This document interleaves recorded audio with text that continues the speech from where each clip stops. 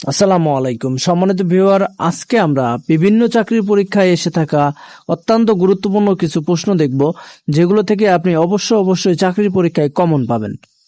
চলে মুসাফির ভ্রমণ কাহিনীমূলক গ্রন্থটি কে রচনা করেছেন? জসিমউদ্দিন। কোনটি মাইকেল মধুসূদন দত্তের পত্রকাব্য? পত্রকাব্য হচ্ছে বীরাঙ্গনা। নিচের কোনটি ছোট গল্প? শাস্তি। রবীন্দ্রনাথের আরো কিছু ছোট গল্প হচ্ছে পোস্টমাস্টার, কঙ্কাল, এক রাত্রি, জীবিত ও মৃত, কাবুলিওয়ালা, ছুটি, শুভা, মহামায়া, মধ্যবর্তিনী, শাস্তি, সমাপ্তি, মেঘ ও রৌদ্র, নিশীথে ক্ষুধিত পাষাণ, অতিথি এগুলো। কাজী নজরুল ইসলাম ধ্রুব চলচ্চিত্রে কোন চরিত্রে অভিনয় করেন? নারদ চরিত্রে। পদ্মরাগ কার রচনা? পদ্মরাগ হচ্ছে বেগম রোকেয়ার রচনা। নিচের কোনটি বৈষ্ণব সাহিত্যের প্রকার নয়? বৈষ্ণব কাব্য। প্রবোধ চন্দ্রিকা গ্রন্থটির রচয়িতা কে? মৃত্যুঞ্জয় বিদ্যালঙ্কার।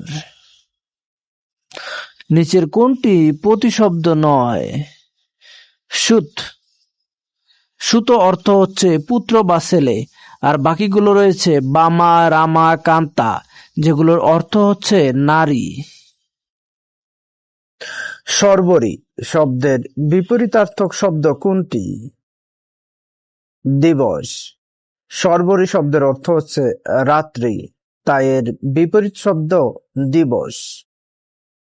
সাগদুগ্ধ এর ব্যাসবাক্য কি? সাগির দুগ্ধ। পেট্রোল শব্দের শুদ্ধ বাংলা পরিভাষা কোনটি? টহল। টহল বা পাহারা দেওয়া, মহড়া, এই শব্দটির অর্থ হচ্ছে পেট্রোল। আয়ু যেন পদ্ম পাতার নীড়, এখানে পদ্ম পাতার কোন কারক? অধিকরণ কারক। পাঠক শব্দটি কোন শ্রেণীর ধাতু হতে গঠিত? সংস্কৃত। যা ডাকা হয়নি এক কথায় হবে অনাহুত। কোনটি যৌগিক বাক্য? দোষ স্বীকার করো, তোমাকে কোনো শাস্তি দেব না। সে আসুক, এটি কোন বাচ্য? ভাববাচ্য।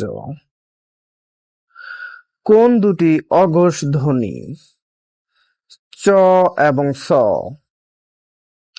কাটিতে কাটিতে ধান এলো বরষা, এ বাক্যে কাটিতে কাটিতে দ্বিরুক্তি কি অর্থ প্রকাশ করে? পৌনঃপুনিকতা। ওহে মাঝি আমাকে পার করো, বাক্যে মাঝি কোন ধরনের পদ?